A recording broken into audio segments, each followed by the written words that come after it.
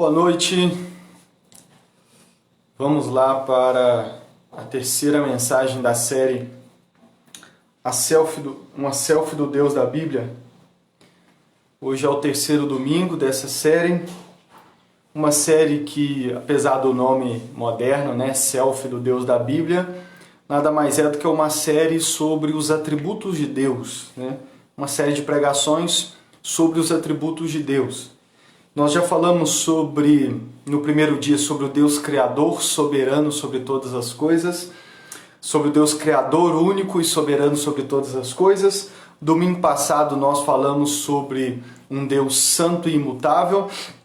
E hoje nós vamos falar sobre a profundidade de Deus, sobre a profundidade da sabedoria e do conhecimento de Deus. Então abra sua Bíblia comigo, se você tem ela aí na sua mão, em Romanos capítulo 11. Hoje nós vamos começar com Romanos capítulo 11, dos versos 33 a 36. Romanos 11, 33 a 36 diz assim: Ó profundidade da riqueza, da sabedoria e do conhecimento de Deus! Quão insondáveis são os seus juízos e inescrutáveis os seus caminhos! Quem conheceu a mente do Senhor? Ou quem foi o seu conselheiro? Quem primeiro lhe deu para que ele o recompense?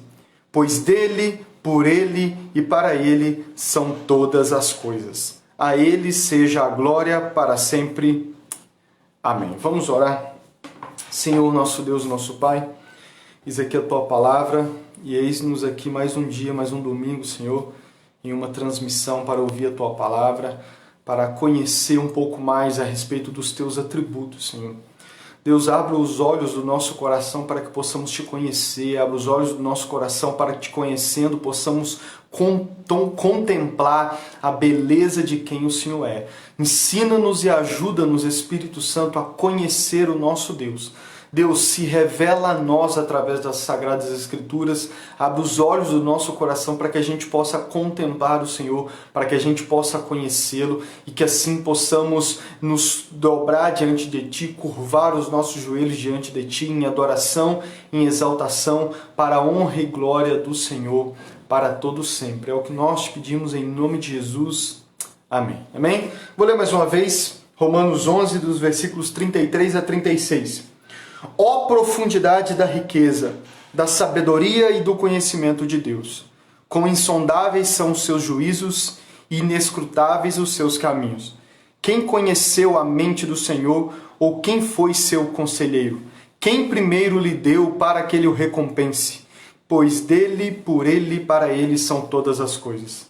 A ele seja a glória para sempre. Amém. Bom, aqui a carta de Romanos é o seguinte: o apóstolo Paulo, que escreveu a carta aos Romanos, já no capítulo 1, logo no início da carta, ele revela aos Romanos o motivo pelo qual ele estava escrevendo a carta. Nos versículos 15 a 17 do capítulo 1, ele diz assim: Por isso estou disposto a pregar o evangelho também a vocês que estão em Roma. Não me envergonho do evangelho, porque é o poder de Deus para a salvação de todo aquele que crê, primeiro do judeu, depois do grego. Porque no evangelho é revelada a justiça de Deus, uma justiça que do princípio ao fim é pela fé, como está escrito: o justo viverá pela fé.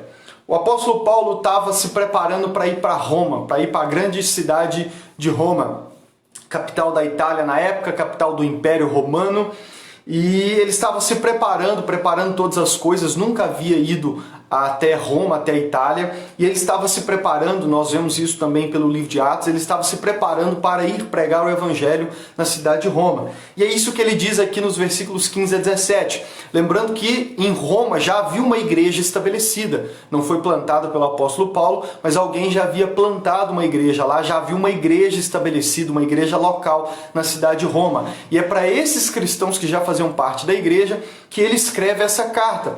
E o que ele revela no capítulo 1 que era a intenção dele? Para que ele queria ir para lá?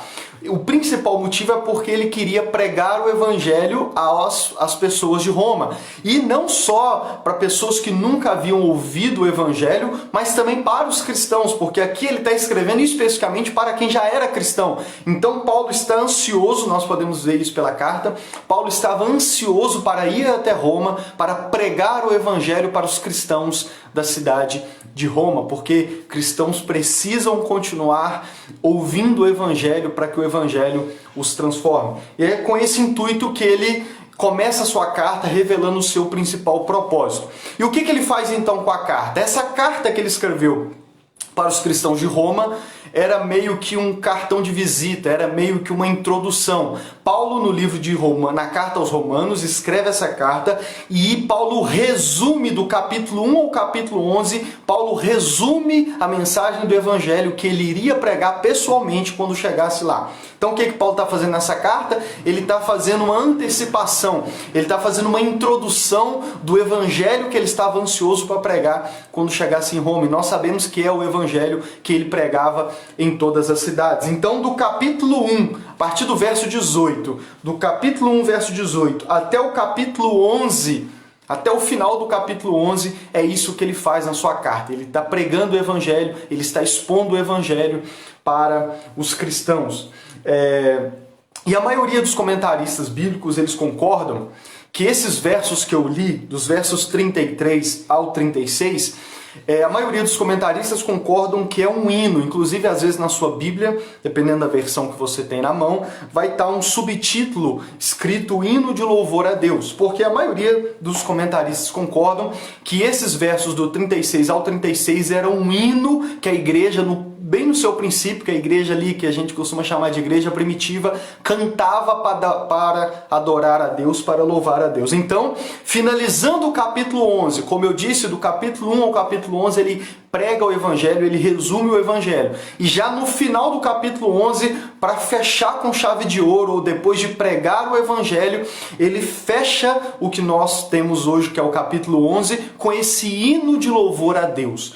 E o propósito dele colocar esse hino e escolher a dedo eram dois. Primeiro, ele escolhe esse hino a dedo, acredito eu, porque esse hino resume tudo o que ele falou até aqui, resume o que é o evangelho, né? E ele está, de certa forma, louvando a Deus pela mensagem do evangelho que ele acabou de pregar através dessa carta, mas também, a partir do capítulo 12, esse hino termina o capítulo 11, e do capítulo 12 ao capítulo 16, o restante da carta, o que ele vai fazer é aplicar o evangelho à vida das pessoas. Então, ele pregou o evangelho do capítulo 1 ao 11 e do capítulo 12 até o 16, ele vai mostrar como que o evangelho, esse que ele havia pregado, transforma cada detalhe da vida do que crê, da vida do cristão. E é isso que ele faz do capítulo 12 ao 16. Então esse hino, ele coloca aqui para fechar com chave de ouro a pregação do evangelho, para louvar a Deus pela maravilhosa mensagem do evangelho, mas também como uma espécie de transição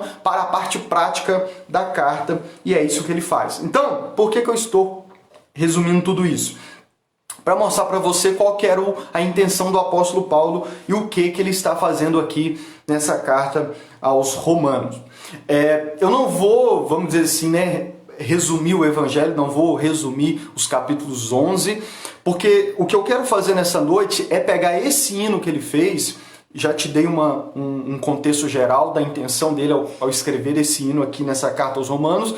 E o que eu quero é te ajudar a entender nessa noite como que esse hino, por que eu acredito que ele escolhe esse hino a dedo? Porque esse hino é um hino que louva os atributos de Deus, que louva o caráter de Deus. Esse hino, por isso que na minha Bíblia tem o subtítulo Louvor a Deus, hino de louvor a Deus, porque através desse hino nós podemos conhecer um pouco. Esse hino resume alguns atributos de Deus e nessa série nós estamos falando a respeito dos atributos de Deus. Então vamos lá, voltando para o verso 33 do capítulo 11. Ele começa dizendo assim, o hino começa assim: ó profundidade da riqueza, da sabedoria e do conhecimento de Deus.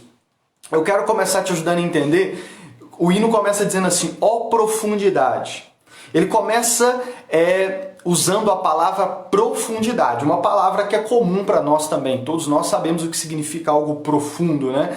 E o hino começa dizendo: ó profundidade da riqueza. Normalmente profundidade, principalmente na Bíblia aparece algumas vezes, ela é aplicada, essa palavra é usada para se referir a qualquer coisa vasta e incompreensível. Então, quando eu quero falar a respeito de algo incompreensível, de algo profundo, eu uso a palavra profundidade.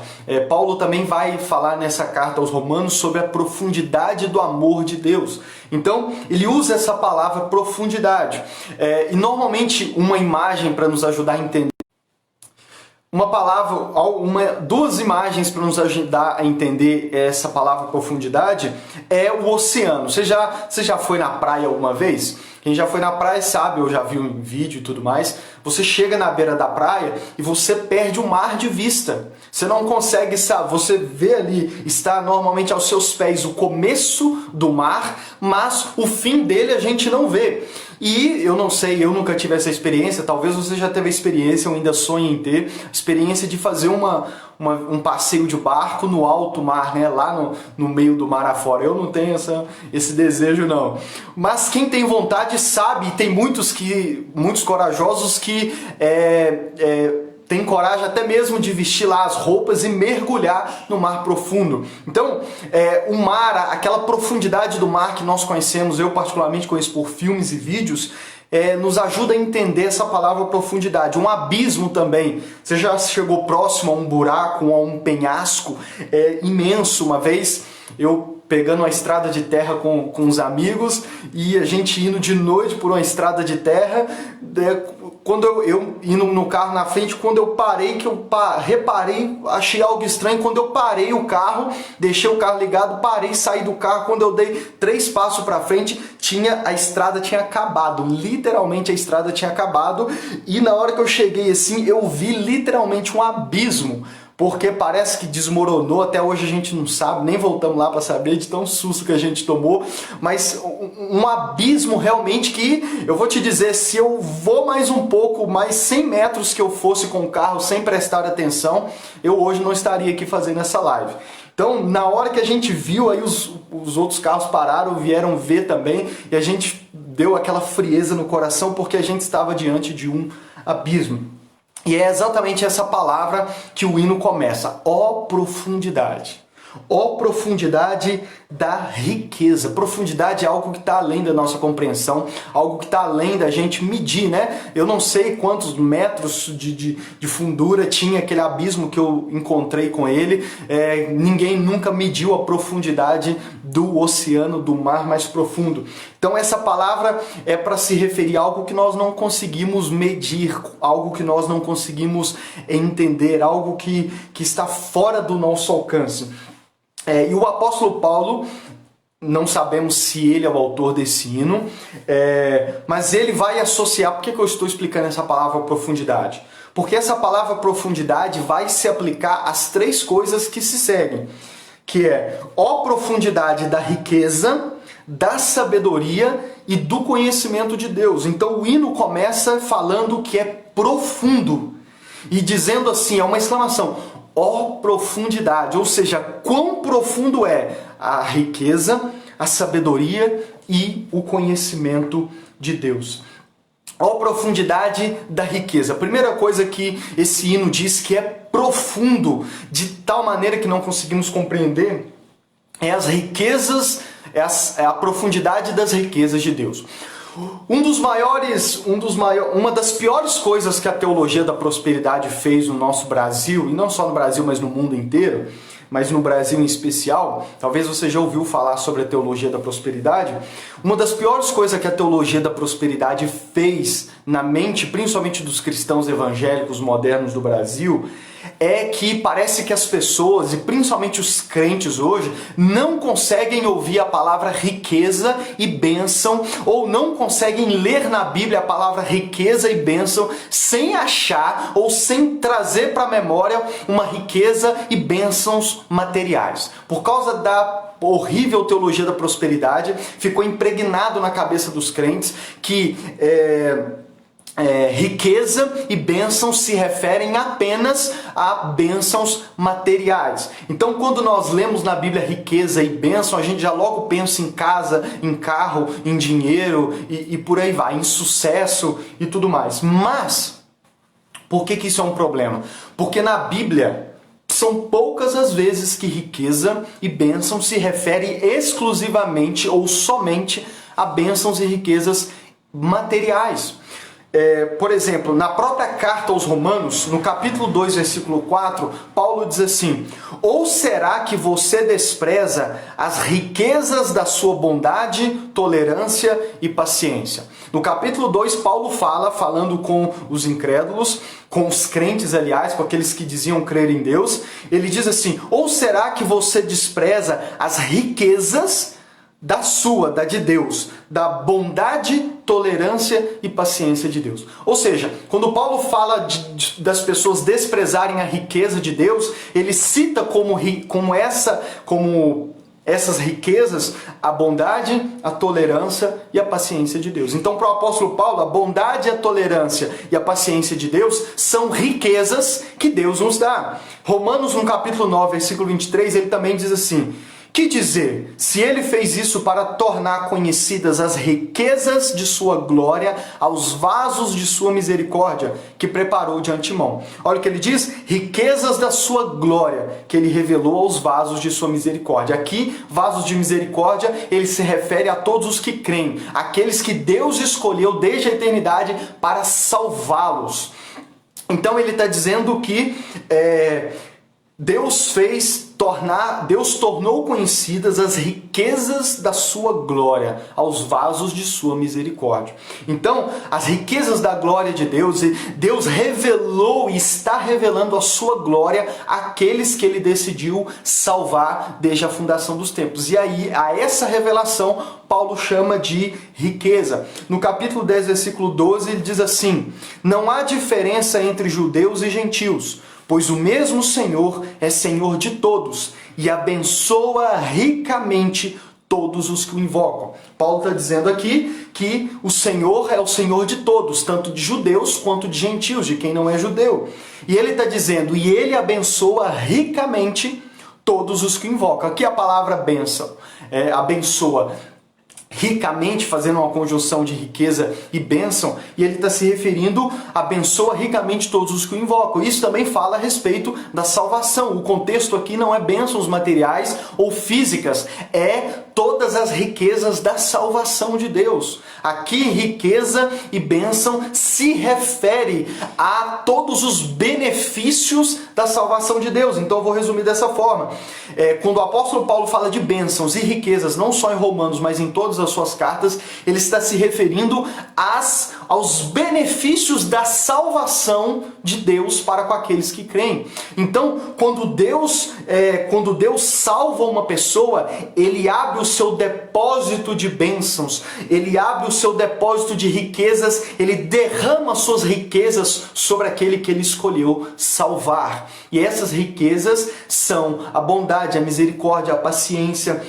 Em Efésios capítulo 1, versículo 3, o apóstolo Paulo, que também escreveu essa carta, diz assim, ele começa a carta dizendo: bendito seja o Deus e Pai de nosso Senhor Jesus Cristo, que nos abençoou com todas as bênçãos espirituais nas regiões celestiais em Cristo.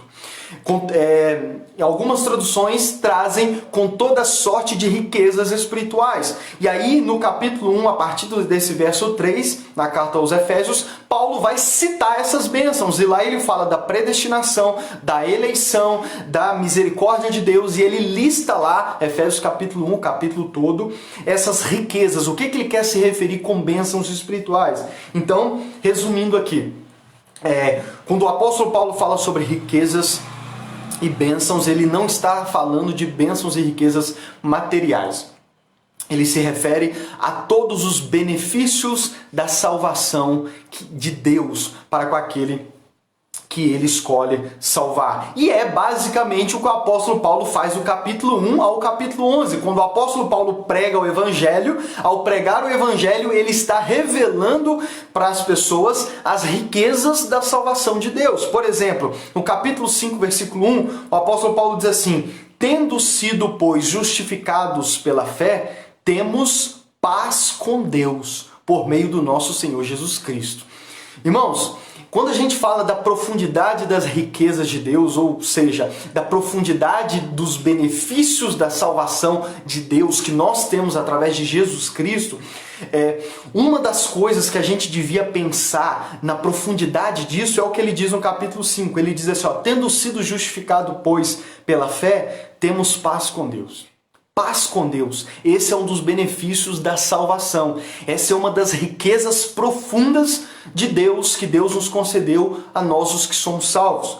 E deixa eu te ajudar a entender. Às vezes a gente acha que paz com Deus é algo bobo. Estava vendo uma entrevista essa semana daquela Andressa Urach no De Noite, Danilo Gentili, e ela falando que ela viveu por 6 anos dentro de uma igreja, de uma denominação aí do Brasil, e ela por 6 anos, durante todos esses 6 anos que ela ficou dentro dessa denominação, ela viveu com medo de Deus. Ela viveu com medo de Deus. E ela disse que ela mudou muita coisa na vida dela. Ela disse que deu bilhões de reais, 12 milhões, não lembro agora exato, de reais de oferta da igreja, nas campanhas da igreja, mas ela fez tudo isso, ela diz ela que tinha medo até de ser loira. Por quê? Por causa de medo de Deus, porque essa denominação colocou tanto medo nela, foi apontando tantas coisas que era pecado, que não podia fazer, isso pode, isso não pode, que ela desenvolveu um medo de Deus. E ela passou 6 anos com medo de Deus. Irmãos, isso é muito comum.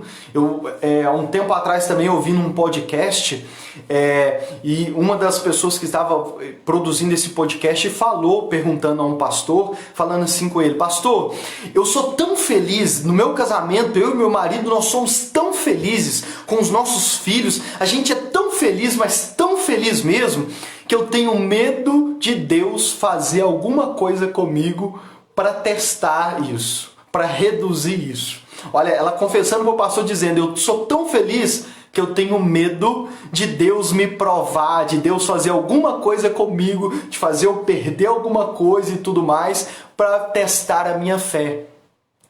E aí o pastor disse para ela que o relacionamento que ela tinha com Deus era baseado no medo. Então, irmãos, por que eu estou usando esses exemplos? Para você ver como que falar de paz com Deus, dizer que um dos benefícios, uma das riquezas profundas que a salvação em Cristo Jesus nos concede é paz com Deus, não é algo simples. Entender o que é estar em paz com Deus é muito mais profundo do que simplesmente eu estou muito feliz. Uma outra questão que o apóstolo Paulo fala, inclusive na carta aos Romanos, no capítulo 8, versículo 1, ele diz assim: portanto, agora já não há condenação para os que estão em Cristo Jesus. Já não há condenação para os que são salvos por meio de Cristo Jesus. Irmãos, pensar nessa frase é algo profundo. Entender e estudar o que a Bíblia quer dizer quando ela diz que os que estão salvos em Cristo Jesus, já para eles já não há condenação, é algo bem profundo. É algo muito profundo. Portanto, falar sobre paz com Deus e o fato de que aqueles que estão em Cristo já não há condenação que paire sobre a vida deles.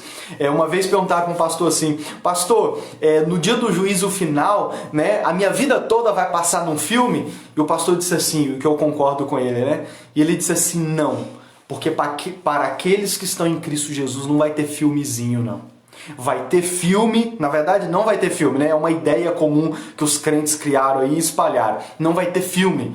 Mas, ainda que tivesse, para aqueles que creem, não vai haver filme. Eu estou vendo uma série que a mulher morreu e ela está lá numa espécie de purgatório, e ela foi levada para uma sala que parecia uma sala de cinema, era uma sala de cinema, e 2 pessoas falaram com ela que ela tinha que sentar ali porque ia passar o filme da vida inteira dela. E deixa eu te dizer, não vai ter filmezinho para aqueles que estão em Cristo Jesus. Por quê? Porque já não há condenação, já não há julgamento para aqueles que estão em Cristo Jesus.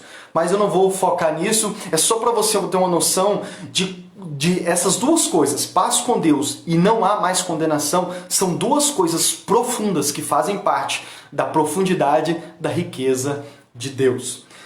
Mas o meu foco hoje é a riqueza e a profundidade da sabedoria e do conhecimento de Deus. Vamos lá então. O hino diz: ó profundidade da riqueza, já falei, e da sabedoria de Deus. Uma das definições de sabedoria, e a que eu escolhi para colocar aqui, sabedoria é escolher a escolha dos melhores meios para alcançar os melhores fins. Sabedoria é a escolha dos melhores meios para os melhores fins. É você escolher o melhor caminho, as melhores decisões para alcançar os melhores fins, para alcançar algo útil. No começo da Grécia Antiga, a sabedoria na Grécia Antiga, lá na época do Platão, do Sócrates, do Aristóteles e esse povo todo aí que é estudado na filosofia, a filosofia, que é uma junção, a palavra é uma junção da palavra amor com sabedoria, a filosofia na Grécia Antiga se tratava de todos os temas, porque até o século XIX não tinha separação entre ciência e filosofia. Hoje são duas matérias diferentes, mas na época da Grécia Antiga não havia diferença entre estudar, não havia diferença entre ciência e filosofia. Então a filosofia era o campo do pensamento que estudava sobre todas as coisas da vida, que incorporava todas as áreas da vida. E dizem que no começo se tornou a filosofia, o estudo, a busca pelo conhecimento e pela sabedoria começou a partir das curiosidades a respeito das coisas da vida. Por que eu estou citando isso? Porque a busca por sabedoria e por conhecimento vamos dizer assim, era algo, e em muitos lugares ainda era algo muito buscado na época, no período bíblico, e até mesmo antes do período bíblico, como eu disse, na Grécia. E por influência da Grécia, do pensamento grego, que afetou todo o Ocidente, o nosso lado de cá do mundo, a sabedoria e o conhecimento ainda é algo muito buscado. Mas eu quero te ajudar a entender que sabedoria e conhecimento não se refere, principalmente sabedoria, não se refere a um conhecimento intelectual. Sabedoria, bem no seu começo, se referia a conhecimentos que levavam a uma vida melhor. Para você ter um exemplo, um dos livros de sabedoria da Bíblia, que é o livro de Provérbios, ele é um livro totalmente prático. É um livro de conhecimento, é um livro de sabedoria, é um livro de conselhos e dicas, mas para coisas práticas da vida. Sabedoria não é um conhecimento intelectual que fica separado da vida, é algo para a vida. É um conhecimento que você adquire para praticar, para que a sua vida seja melhor. E o livro de Provérbios se propõe a isso, né? Os conselhos que lá tem são para que você tenha uma vida mais saudável, uma vida melhor. E por que eu estou dizendo isso? Porque como os povos antigos, principalmente os gregos, e depois influenciou o mundo inteiro, buscavam a sabedoria chegou ao ponto de se tornar um falso Deus. A sabedoria, não só na Grécia Antiga, mas nos dias atuais também, para muitas pessoas, ainda se tornou um falso Deus. Ou seja, as pessoas começaram a buscar de tal maneira a sabedoria que a sabedoria se tornou um Deus, se tornou um fim em si mesmo. E a ponto de as pessoas, principalmente na época do apóstolo Paulo, amarem a sabedoria, amarem o conhecimento. Porém, aqui entra a idolatria da sabedoria. Eles passaram a fazer isso sem Deus. Os povos antigos passaram a buscar sabedoria sem Deus. Eles deixaram de reconhecer que Deus era a fonte da sabedoria. Então eles passaram a buscar sabedoria. O problema é que quando a gente busca sabedoria sem reconhecer que Deus é a fonte da sabedoria, a gente acaba tornando a sabedoria em um Deus, em um falso Deus, onde a gente vive a nossa vida em função disso e para isso. E foi isso que aconteceu na época da Grécia Antiga e nas várias cidades onde principalmente o apóstolo Paulo pregou. Você vê na carta aos Coríntios o assunto da sabedoria ser destacada também. E qual que é o problema? Muitas pessoas que não criam no Evangelho, não criam em Jesus, e muitas pessoas que se diziam ser cristãs, mas no fundo não era, usavam a sabedoria para enganar as pessoas.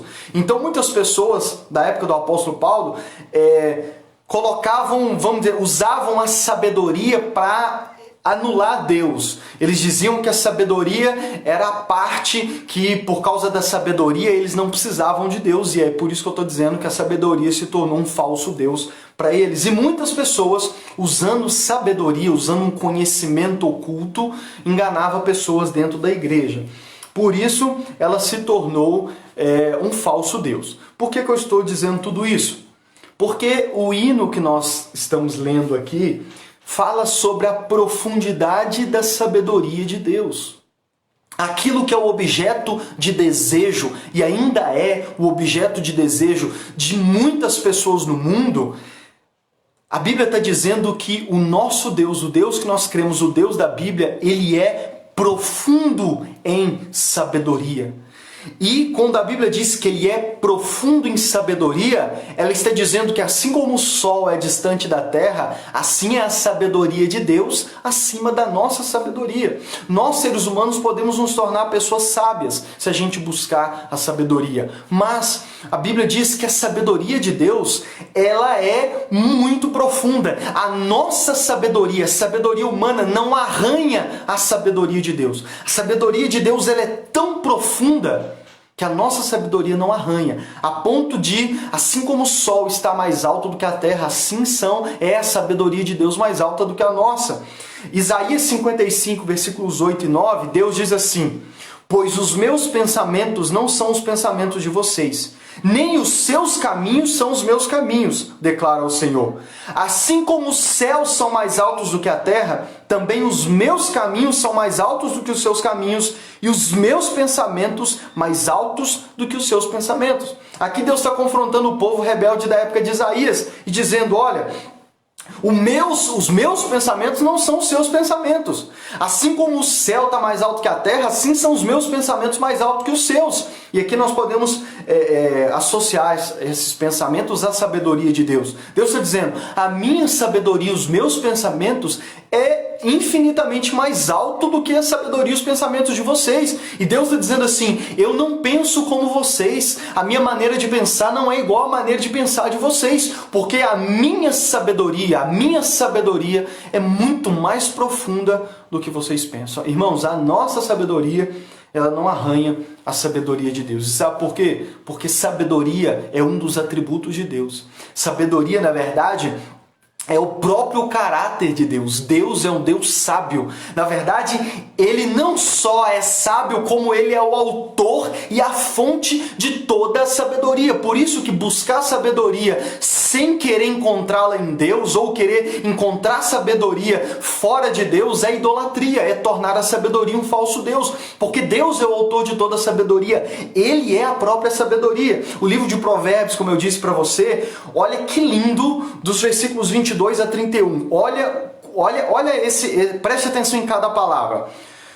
É como se fosse a sabedoria dizendo: o Senhor me criou como o princípio de seu caminho, antes das suas obras mais antigas. Fui formada desde a eternidade. Desde o princípio, antes de existir a terra. Nasci quando ainda não havia abismos, quando não existiam fontes de águas. Antes de serem estabelecidos os montes e de existirem colunas, eu nasci. Ele ainda não havia feito a terra, nem os campos, nem o pó com o qual formou o mundo.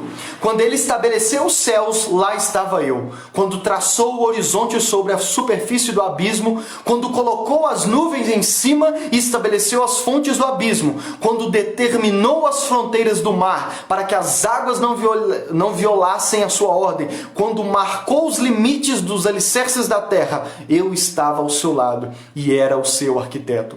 Dia a dia eu era o seu prazer e me alegrava continuamente com a sua presença. Eu me alegrava com o mundo que ele criou e a humanidade me dava alegria. Aqui a sabedoria, e não tem como você ler esses versos sem chegar à conclusão de que Deus está falando a respeito dele mesmo. Deus está falando a respeito dele mesmo como sendo a própria sabedoria que é eterna e que já existia antes de todas as coisas e que na verdade foi o arquiteto de toda a criação e que lá desde o início se deleitava na criação. Ó profundidade da sabedoria! A sabedoria de Deus é profunda e é muito maior e mais alta do que a nossa sabedoria. O cântico também diz: ó profundidade do conhecimento de Deus. Aqui conhecimento se refere à onisciência de Deus. Deus é um Deus onisciente. O que quer dizer Deus ser um Deus onisciente? Isso significa que ele tem todo conhecimento. Isso significa dizer que Deus sabe de todas as coisas. Deus é onisciente. Ele, além de ser sábio, ele tem todo o conhecimento. Deus sabe de todas as coisas possíveis, todas as coisas reais. Deus conhece todos os eventos da história da humanidade. Tudo que aconteceu e que ainda vai acontecer. Deus conhece todas as suas criaturas. Deus conhece o passado, o presente e o futuro. Nada foge do conhecimento de Deus. Deus conhece tudo, todos os pormenores da vida, tanto do céu, quanto da terra, quanto do inferno. Deus sabe. Não há nada na existência que fuja ao conhecimento de Deus. Nada foge à sua atenção, nada pode ser escondido de Deus, não há nada que ele possa esquecer. Deus conhece e sabe todas as coisas, embora ele seja invisível para nós. Nada na criação é invisível para ele. Não há nada na existência que esteja oculto que Deus não possa conhecer, que Deus não possa saber. Não há nada, nada. Olha o que o salmista no Salmo 139, dos versos 1 a 6 diz: Senhor, tu me sondas e me conheces.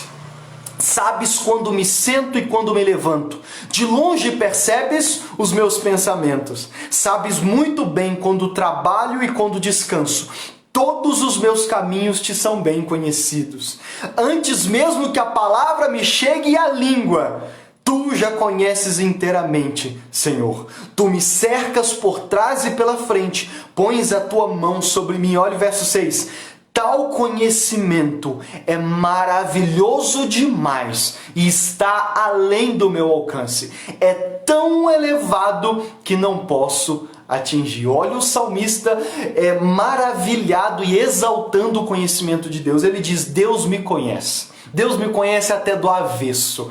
Deus conhece o que eu vou falar antes mesmo da palavra chegar na minha língua, na ponta da minha língua. Deus o sabe. Verso 7 a verso 12. Olha o que ele continua dizendo: para onde poderia eu escapar do teu espírito?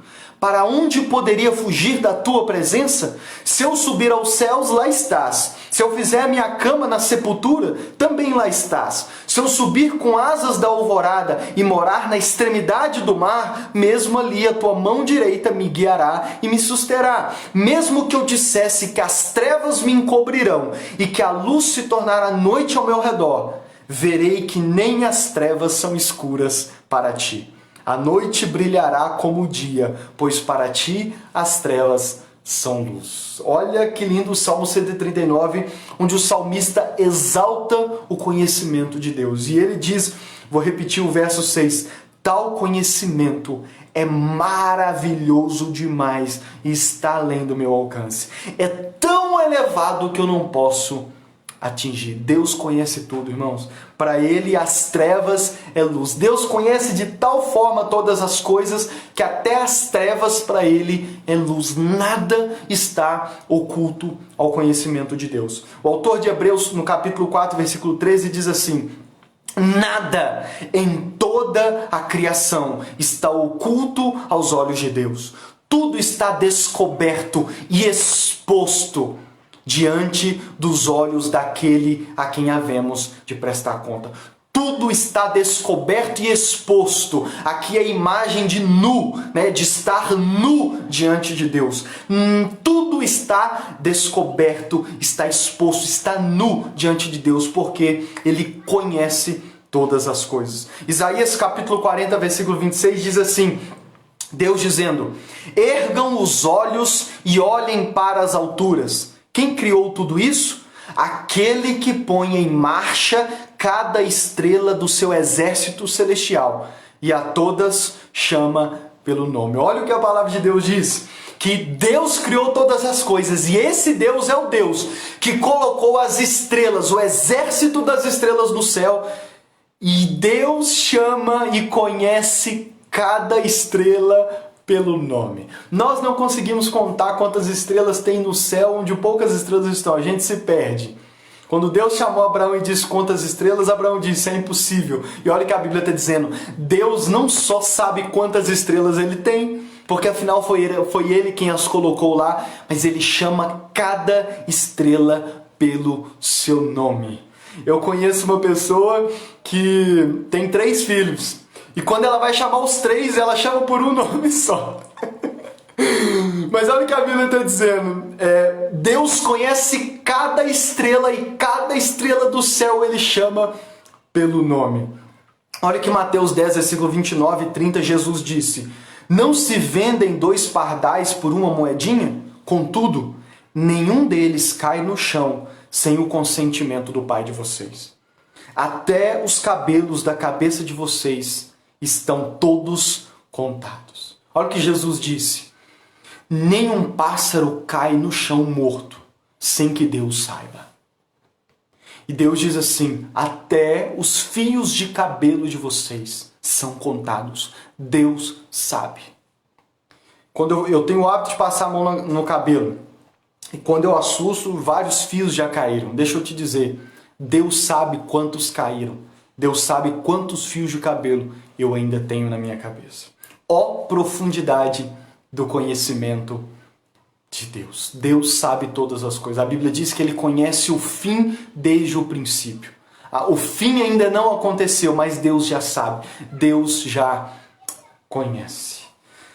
O hino continua dizendo assim, vou repetir e continuo os versos. Ó profundidade da riqueza, da sabedoria e do conhecimento de Deus.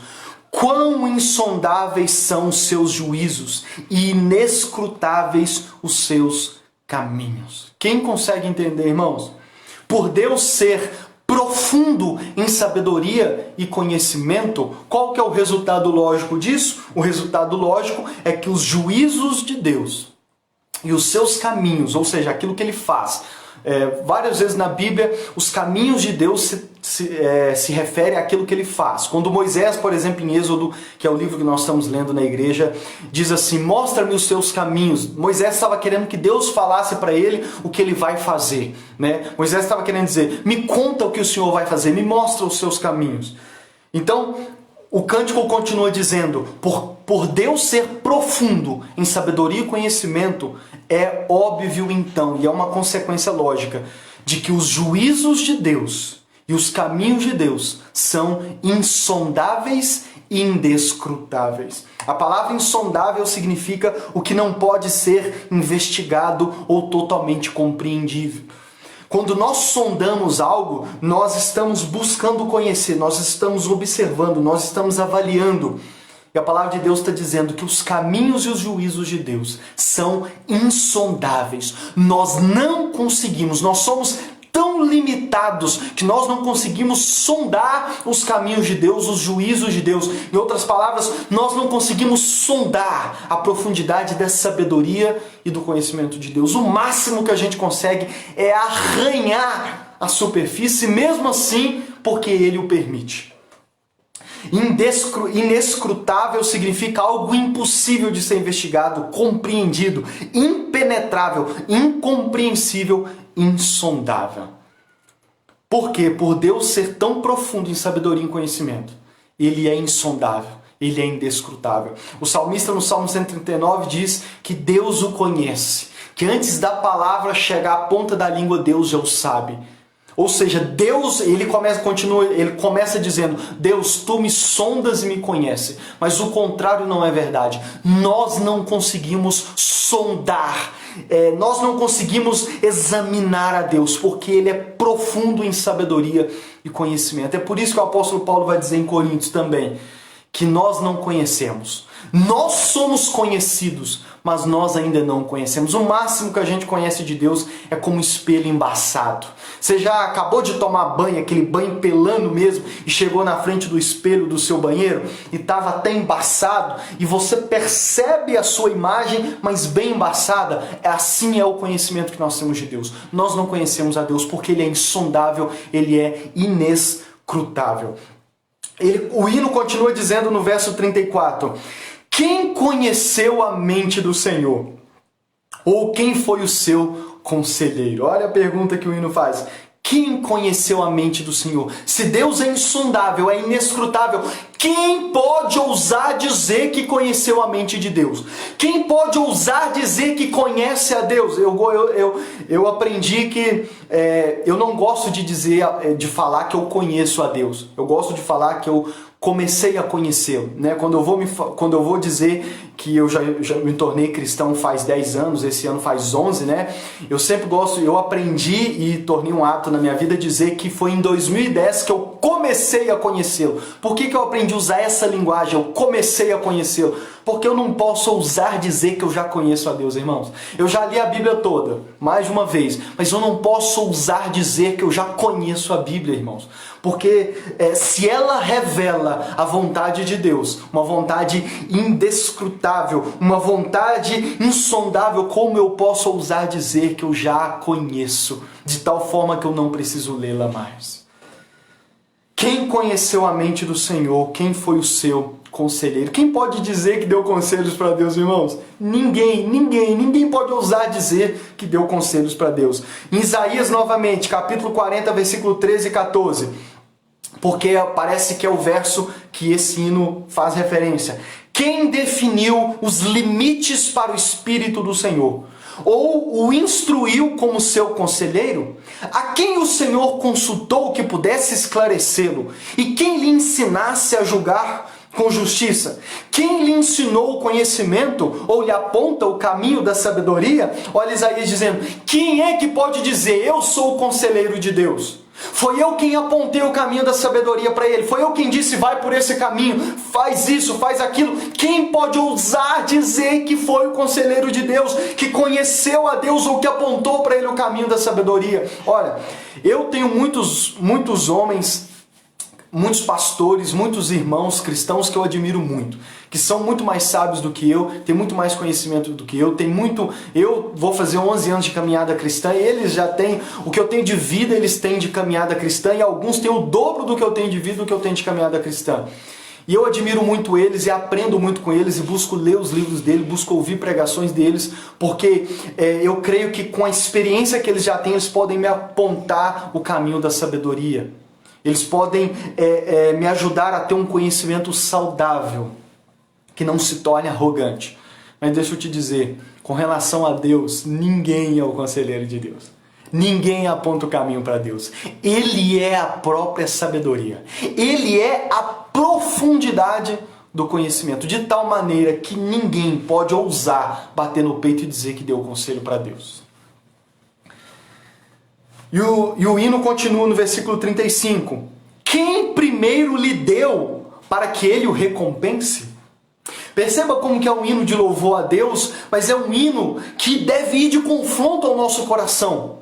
Porque são perguntas que nós não temos respostas para ela. Na verdade, a única palavra que vem diante dessas respostas é ninguém. Ninguém. Não há ninguém. Quem primeiro lhe deu para que o recompense? Quem é que primeiro deu para Deus e pode dizer, ele vai continuar dizendo, que pode dizer que Deus é devedor? Que ser humano pode falar que primeiro deu a Deus e que agora Deus está devedor dele? Ninguém, não existe. Não existe. Esse verso parece lembrar Jó 41:11, que diz assim, o próprio Deus perguntando para Jó, quem primeiro me deu alguma coisa que eu lhe deva pagar? Tudo o que há debaixo dos céus me pertence. Então esse hino parece lembrar o que Deus perguntou para Jó. Depois de toda a história de vida de Jó, Deus aparece e faz mais de 100 perguntas para Jó. E uma das perguntas é essa: quem primeiro me deu para que eu me tornasse devedor? Por acaso, eu devo alguma coisa para alguém? Alguém pode dizer que me deu algo e que eu estou devendo? A pergunta que eu faço, irmãos, para a gente caminhar para o fim é: o que fazer diante da profundidade, da sabedoria e do conhecimento de Deus? O que fazer? Como viver? Como lidar com um Deus que é profundo em sabedoria e conhecimento? E eu listei algumas coisas. Primeira coisa, irmãos, confessar o nosso pecado de incredulidade. Diante do que eu me esforcei aqui para tentar te ajudar a entender a respeito da profundidade, da sabedoria e do conhecimento de Deus, a primeira coisa que eu acho que a gente deve fazer, tanto eu quanto você, é confessar o nosso pecado de incredulidade. O que eu quero dizer com isso? Devemos sondar o nosso coração, assim que eu acabar em oração, e reconhecer, ter a coragem de reconhecer diante de Deus que nós somos incrédulos. Que no fundo, nós não cremos nele. Nós não cremos nele. Nós devemos confessar que no fundo do nosso coração, a gente diz crer no Deus da Bíblia, mas no fundo a gente não crê. Por que eu estou dizendo isso? Porque se de fato a gente cresce, se de fato a gente acreditasse no Deus da Bíblia, como ele se revela, e é por isso que eu estou fazendo essa série sobre os atributos de Deus, se de fato a gente acreditasse no Deus da Bíblia, como ele se revela, e no tema de hoje, como um Deus sábio e que tem todo o conhecimento, se eu de fato acreditasse num Deus que é profundo em conhecimento e sabedoria, eu iria pensar 1 bilhão de vezes antes de questionar, murmurar ou blasfemar contra esse Deus. Eu iria pensar 1 milhão de vezes, eu e você, iríamos pensar 1 milhão de vezes antes de questionar ou murmurar contra esse Deus. Porque afinal de contas, se eu creio num Deus que é profundo em sabedoria e conhecimento, como que eu, um mero mortal, que não consigo arranhar a sabedoria desse Deus, o conhecimento desse Deus, como que eu posso murmurar contra ele? Como que eu posso questioná-lo de algo? Algo que ele falou ou algo que ele fez? E, irmãos, isso é algo que talvez é um dos pecados que nós mais cometemos, e principalmente a gente que diz evangélico, diz crente e que está dentro das igrejas. A facilidade com a qual a gente murmura e questiona a Deus é impressionante. Basta uma coisa sair fora de ordem, da nossa ordem. Basta uma coisa, uma pequena coisa sair fora do nosso controle, que a gente já questiona a Deus. Basta acontecer uma coisa que a gente julga com a nossa infinita sabedoria que não deveria acontecer, ou que não deveria acontecer desse jeito, que a gente questiona a Deus e murmura contra Deus. E é por isso que eu estou dizendo que, se de fato eu creio num Deus que é profundo, e num Deus que, como nós já vimos nessa série, se eu creio num Deus que é soberano, ou seja, que é Senhor sobre todas as coisas, que tem o controle na palma da sua mão sobre toda a existência, e que além de não só tem o controle, mas é profundo em sabedoria e conhecimento, meu irmão, não haveria espaço para murmuração ou questionamento da minha parte para com Deus. Mas nós somos como o povo do Egito. E se você está lendo o livro de Êxodo com a gente na igreja, você está passando pelos capítulos.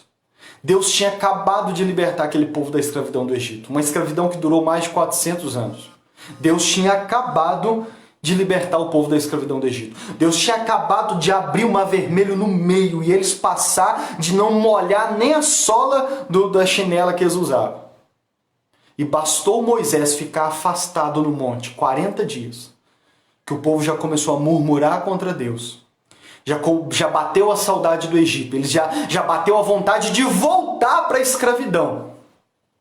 E eles imediatamente já correram para levantar um falso Deus, para inventar e criar um falso Deus, um ídolo que foi o bezerro de ouro. E nós, irmãos, nós não somos diferentes. nós não somos diferentes. Bastou vir uma pandemia sobre a humanidade na nossa geração. E muitos de nós começaram a questionar a Deus. E eu vou te dizer, muitos de nós cristãos, bastou o governo, por exemplo, restringir ou proibir os cultos presenciais e a gente já começou a questionar a Deus. Muitos abandonaram o caminho, perderam a fé por causa de uma pandemia. Eu não estou reduzindo a gravidade da pandemia, mas eu estou dizendo que nenhuma pandemia mundial, infelizmente nem as milhares de mortes no mundo inteiro, justifica nós questionarmos ou murmurarmos contra um Deus que nós dizemos crer, que é profundo em sabedoria, em conhecimento e que é soberano sobre todas as coisas. Irmãos, o fato de nós não entendermos algo não significa que aquilo é ruim, ou não significa que aquilo não deveria acontecer. Principalmente se tratando de nós que dizemos crer no Deus da Bíblia.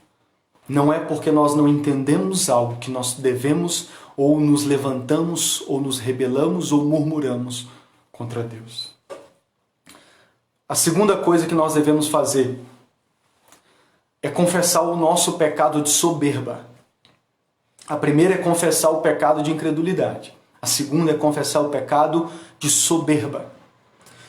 O apóstolo Paulo, no capítulo 1 de Romanos, lá, quando ele começou a pregar o evangelho no livro de Romanos, no versículo 22, ele diz assim a respeito da humanidade que se rebelou contra Deus, que se tornou rebelde, que se tornou desobediente, que virou as costas para Deus. E nós estamos incluídos nessa humanidade.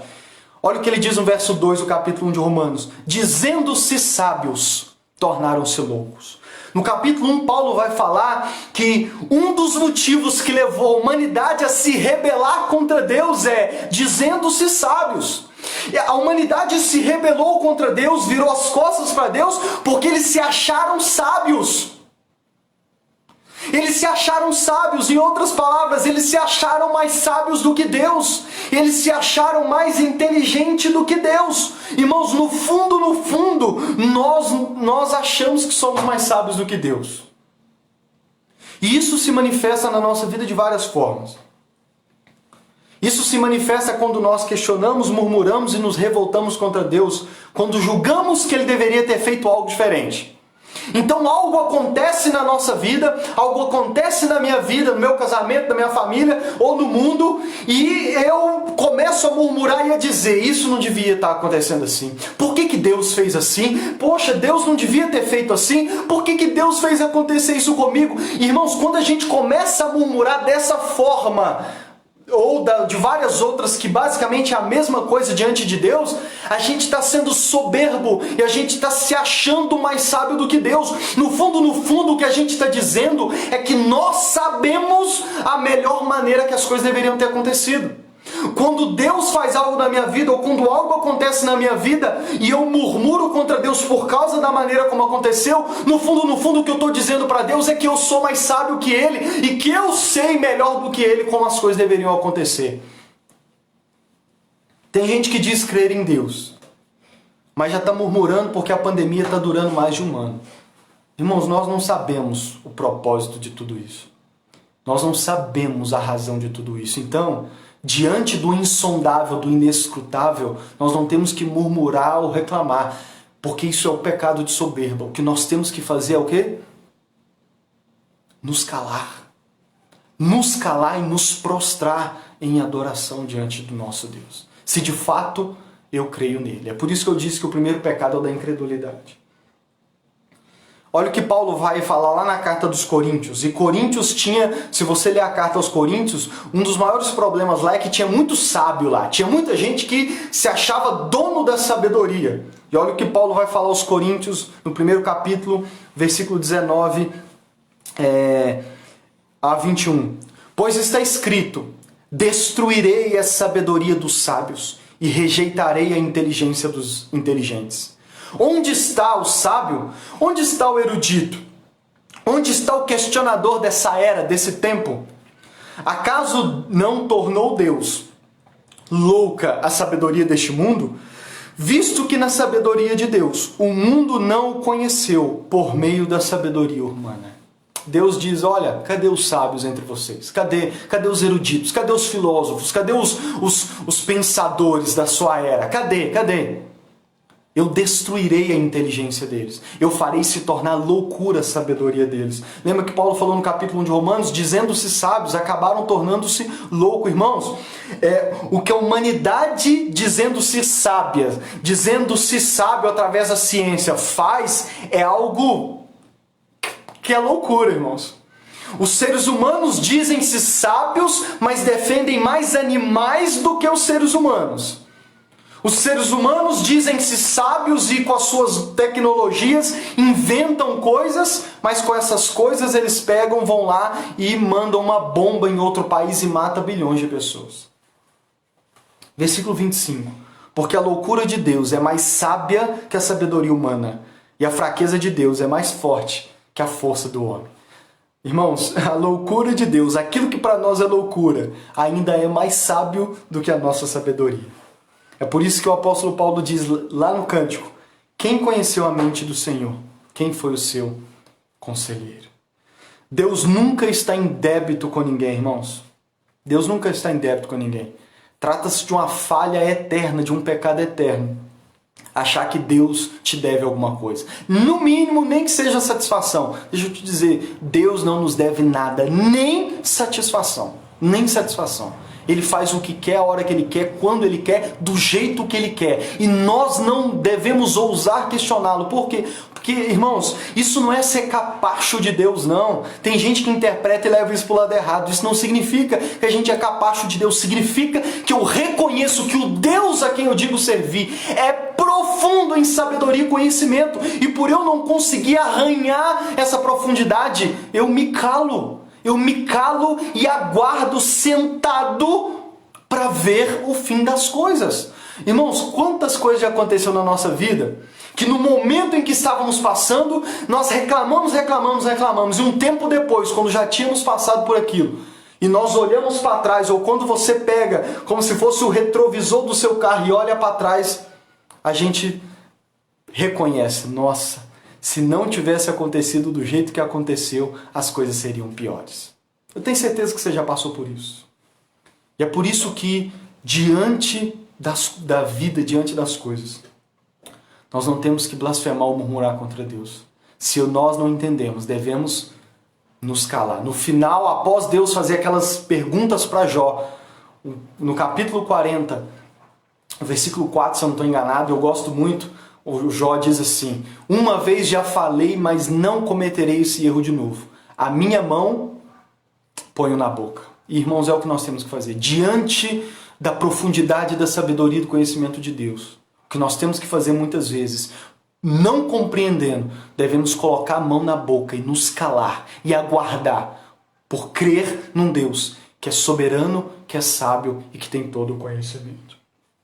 Terceira coisa que nós devíamos fazer diante de um Deus que é sábio e todo o conhecimento. Nós deveríamos mudar a maneira como nós lidamos com a palavra de Deus.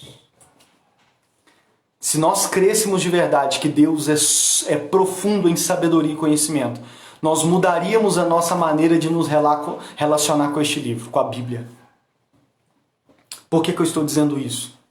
Porque neste livro, Deus revela parte da sua sabedoria e do seu conhecimento. Este livro é um compilado da revelação de parte da sabedoria e do conhecimento de Deus.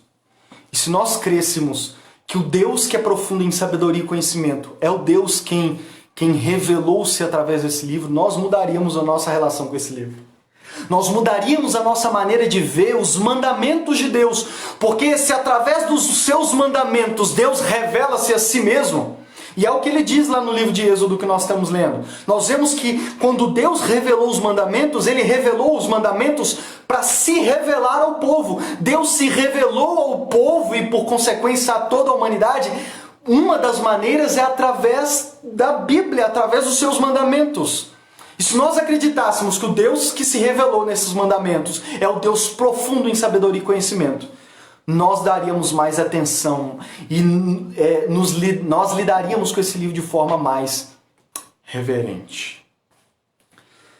Eu vejo pessoas hoje em dia seguindo conselhos, dicas, segredos de forma cega. O que é de forma cega? Sem questionar, sem verificar a fonte, sem ver se aquilo é assim mesmo. Várias pessoas. Eu vejo as pessoas seguindo cegamente conselhos, dicas, ideias de filósofos, de professores, de youtubers, de influencers no Instagram, até mesmo do Google. Tem gente que sente uma dor, alguma coisa, vai lá no Google, se o Google manda tomar chumbinho, ele vai lá e toma chumbinho. Eu vejo pessoas seguindo cegamente conselhos e ideias de várias fontes hoje em dia, até mesmo de político. Tem gente que segue cegamente o que o presidente diz. Se o presidente diz não use máscara, se o presidente diz vão todo mundo... enfim, você está entendendo o que eu estou dizendo. Eles vão lá e fazem. Mas aí essas mesmas pessoas, quando vai ler esse livro, ou quando ouve uma pregação expositiva do que esse livro, do que Deus revela nesse livro, elas questionam, elas duvidam, elas dizem, vou pensar. Elas falam, vou ver se é assim mesmo. Não vou dar crédito para um livro que está aí há milhares de anos. E assim elas blasfemam contra o livro de Deus. Tem muitas pessoas, irmãos, e eu te digo, dentro até mesmo das igrejas, que ainda acham que os mandamentos de Deus desse livro, os únicos objetivos de Deus ao revelar os seus mandamentos é cortar a nossa liberdade e limitar a gente ou privar a gente de desfrutar das coisas boas da vida. Tem gente que ainda acha que esse é um livro meramente de proibições, onde Deus, através dos seus mandamentos, limita a nossa liberdade ou faz a gente perder a nossa liberdade, e aí a liberdade se torna um falso Deus, ou no mínimo nos priva das coisas boas. Por isso que eu digo, se nós acreditássemos que o Deus que se revela na Bíblia é um Deus profundo em sabedoria e conhecimento, nós daríamos mais atenção, nós nos relacionaríamos diferente com esse livro. Mas algumas coisas rápidas também. Eu também encontro consolo e descanso num Deus que é profundo em sabedoria e conhecimento. O mesmo Deus que estava com Jó, que estava no controle da vida de Jó. O mesmo Deus que sabia os propósitos para o qual as provações de Jó serviam. É o mesmo Deus que nós servimos. E se nós acreditássemos nesse Deus que é profundo em sabedoria e conhecimento, nós diríamos, em meio às provações da vida, como Jó disse no capítulo 23, versículo 10. Mas ele conhece o caminho por onde ando, e se me puser à prova, aparecerei como ouro. Se eu creio que Deus é um Deus sábio e que tem todo conhecimento, mesmo em meio às provas e tentações, eu reconhecerei como Jó. Ele sabe. Eu posso não estar entendendo nada, como Jó não estava, né? Meus amigos também, muito menos, porque os amigos de Jó também não estavam entendendo nada. Mas Deus sabia. E foi nisso que Jó descansou. Ele sabe os meus caminhos. Ele não só conhece a minha integridade, como ele sabe o que fazer. Deus não é um Deus desatento. Ele sabe o que fazer. Em tempos de cansaço, diríamos como o salmista no Salmo 103, versículo 13, como um pai tem compaixão dos seus filhos, assim o Senhor tem compaixão dos que o temem, pois ele sabe do que somos formados. Lembra-te de que somos pó, com os que guardam a sua aliança e se lembram de obedecer aos seus preceitos. Paulo disse, não sobreveio a vocês tentação que não fosse comum aos homens, e Deus é fiel, Ele não permitirá que vocês sejam tentados além do que possam suportar. Mas quando forem tentados, Ele lhes providenciará um escape para que possam suportar. Deus é um Deus tão profundo em sabedoria e conhecimento, que Ele não só nos conhece, sabe que somos pó, sabe que somos pecadores, e por saber, Ele não nos deixa ser tentados com uma tentação que não possamos suportar. Junto com a tentação, o apóstolo Paulo diz, Ele sempre vai prover um caminho, um meio de escapar.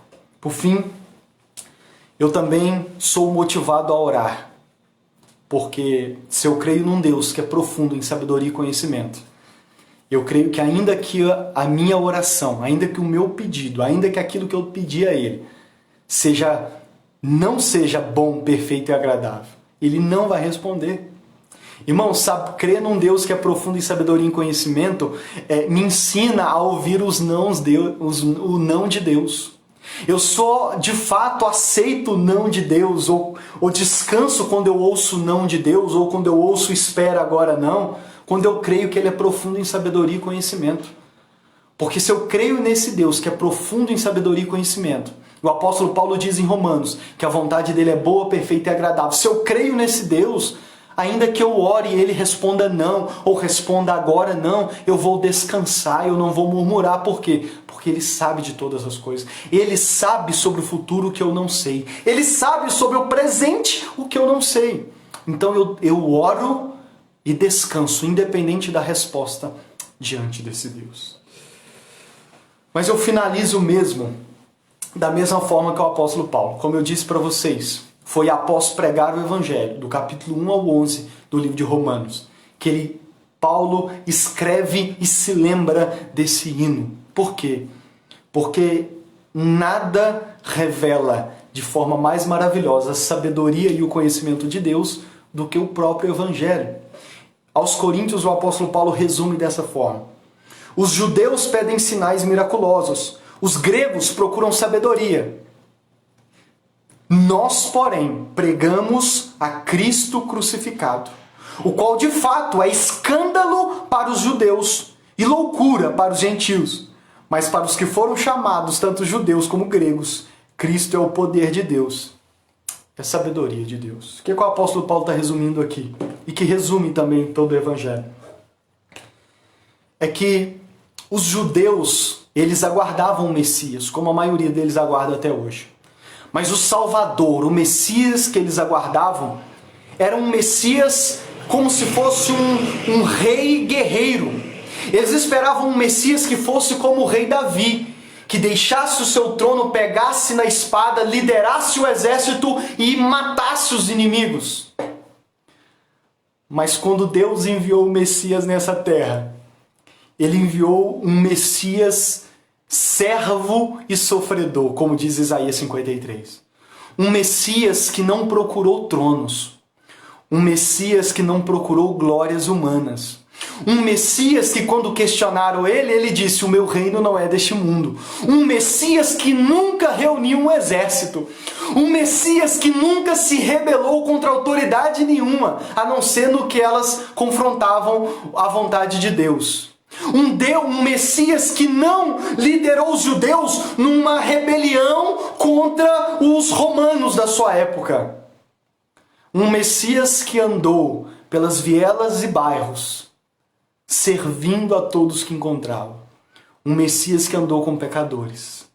Um Messias que dobrou seus joelhos e lavou o pé dos seus discípulos.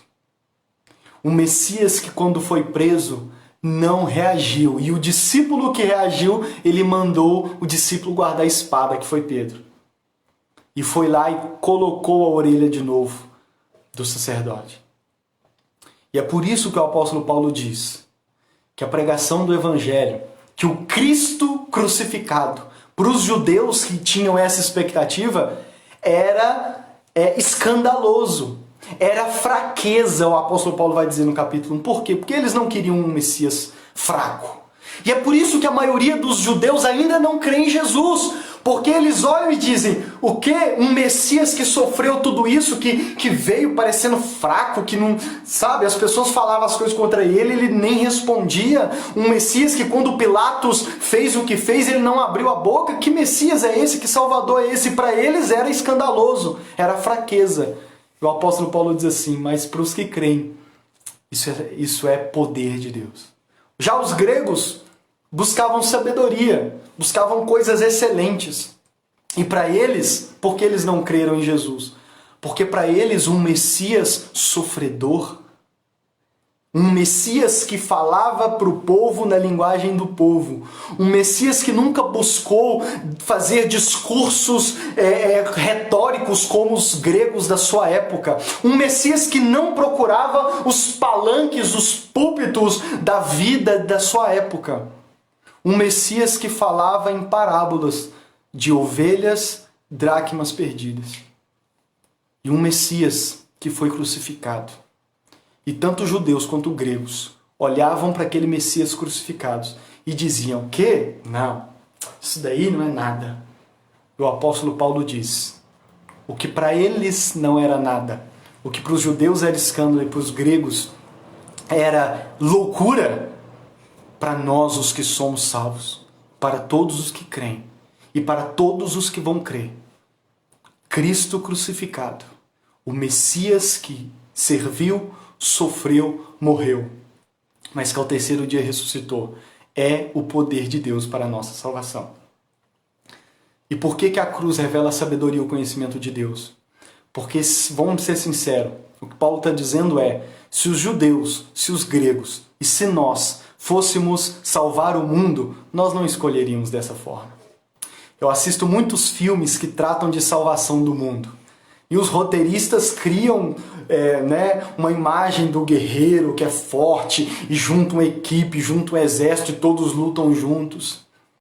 Mas a forma como Deus escolheu, através da sua profunda sabedoria e conhecimento, nos salvar, era através de um servo sofredor. De um Messias que veio, andou entre nós, andou entre os pecadores, serviu, lavou o pé dos seus discípulos, andou com todo tipo de gente e principalmente procurou andar com os piores. Foi morto, foi crucificado, mas ao terceiro dia ressuscitou.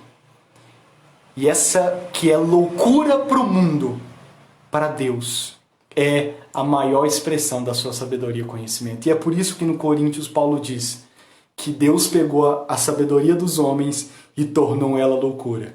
E a loucura de Deus é mais sábia do que a sabedoria dos homens. Irmãos, a cruz de Cristo me leva a crer num Deus que é profundo em sabedoria e conhecimento. Porque ao olhar para a maneira como Deus deu o seu Filho unigênito para morrer por nós, ao ler a história, ao olhar para trás e ver a maneira como Deus decidiu nos salvar e ver pela minha própria vida que essa é uma maneira eficaz, porque eu estou aqui maravilhado com Ele, não tem como eu não crer. Ou não tem como eu duvidar de qualquer outra decisão de Deus. Não tem como eu duvidar que até quando as coisas parecem estar fora do lugar, ou parecem não ser dessa forma, eu posso descansar num Deus que é profundo em sabedoria e conhecimento. Porque o que para mim pode ser loucura, o que para mim pode não ser a melhor forma, no fundo, e no fim das contas, Deus vai mostrar pra gente que é a melhor maneira que poderia ser. Portanto, ao olhar para a cruz, eu confio que Deus é sábio em sabedoria e conhecimento. Vamos orar? Senhor, nosso Deus, nosso Pai, confessamos a Ti, Deus, nosso pecado de incredulidade.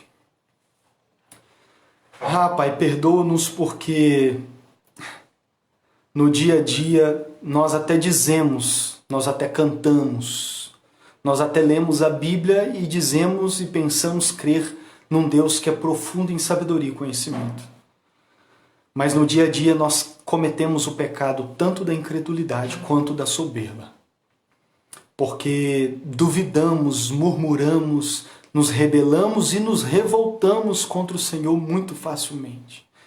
Nós questionamos ao Senhor muito facilmente, nós duvidamos, nós pensamos que sabemos qual é a melhor maneira que deveria acontecer. No fundo, nós dizemos, se eu estivesse no seu lugar, Deus, eu faria assim.